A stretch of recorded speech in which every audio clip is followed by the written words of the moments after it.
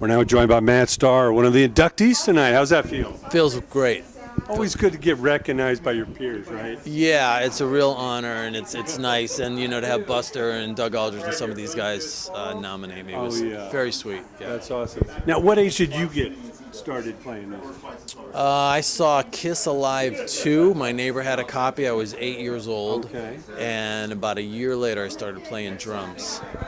And that was the beginning of all this. You got hooked. Yeah. Bashing ever since. Yeah, yeah. And you get later in life, you're playing with Ace Frehley. Right. So interesting how that works out. Yeah, must have been kind of crazy. Yeah. And tell us about Mr. Big. Mr. Big, we were just out this year, and been with them for the last 4 years or so. And it's just, Pat Torpy was diagnosed with Parkinson's several years back.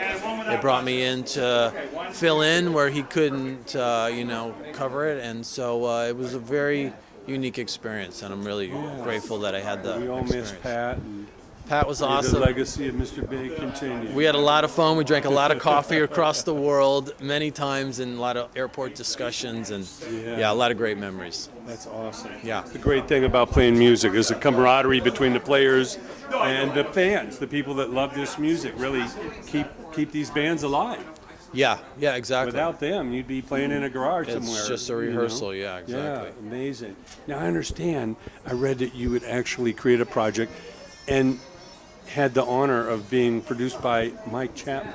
Yeah, that was. Oh my gosh! I had a band called the Automatic Music Explosion, and when it was time to do a record, I was thinking about which producers I'd want to work with. And were you on the East Coast then, or I was here? Okay. I was here, and I didn't know that Chin Chap, the songwriting team, was also Mike Chapman.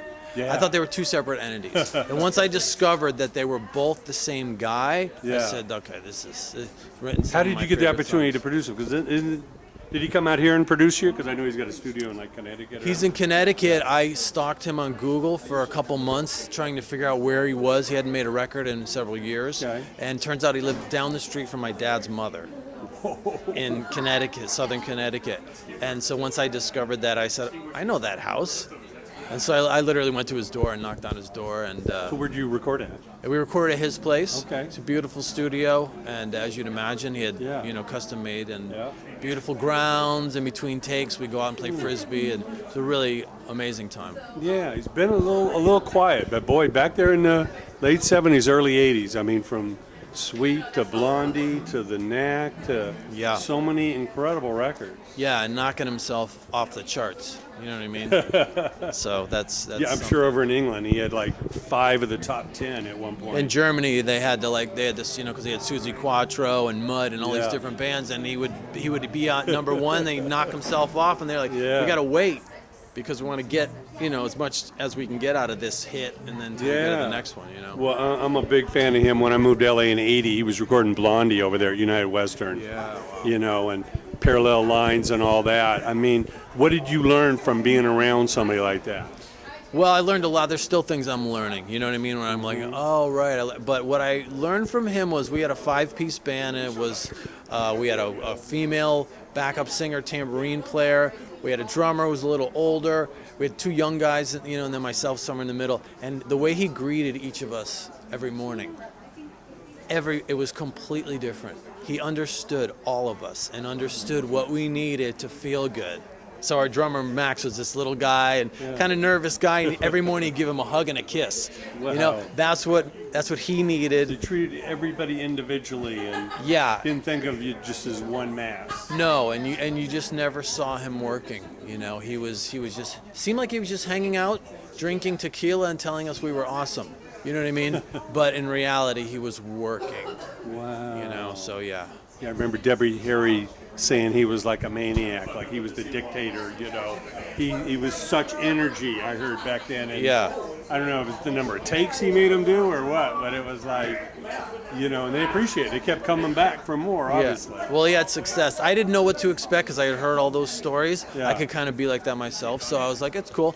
but he was the sweetest guy. So, you know, he's older and, you know, wasn't quite as fiery, but all the talent, all the insight, all the gifts were there. It was really cool. That's amazing. Yeah. Now, all you've seen and been through, obviously the industry constantly changes, but the fact to be a stellar musician, a stellar recording artist, you know, a stellar performer is still there. What kind of tips can you instill in somebody on the way up? Just be great. Be great, and don't compare yourself to your friends. Compare yourself to your heroes, because they're just people. You know, they're just people. You've had a chance to play and be around them, and you understand they were just like you and me. They just dedicated themselves. Maybe they were born with a little talent, but more than that, they persevered and really honed their art. Yeah, well, you hear stories about Jimi Hendrix falling asleep with a guitar on his, you know, wrapped around him, and I mean, even if you had no talent and you played guitar that much, you'd be really good.